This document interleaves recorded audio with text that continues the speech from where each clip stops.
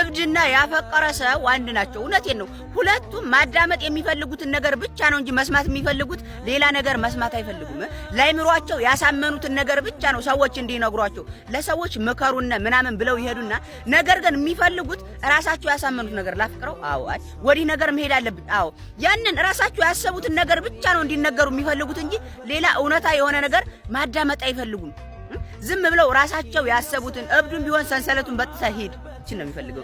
እሷም ቢሆን ይሄ ልጅ አታፍቅሪ ታይ፣ አይ እሷም የምትፈልገው አፍቅሪ፣ ጎበስ ጎስ፣ ጥሩ አረግሽ፣ ይሄ ልጅ ጥሩ ነው ምናምን በቃ ራሷ ያሰበውን ነገር ራሳቸው ያሰቡትን ነገር እንዲነገራቸው ነው እንጂ የሚፈልጉት ሌላ ይሄ በዚህ መልኩ አይደለም እንደዚህ አይደለም ብለው እውነታውን አይፈልጉም።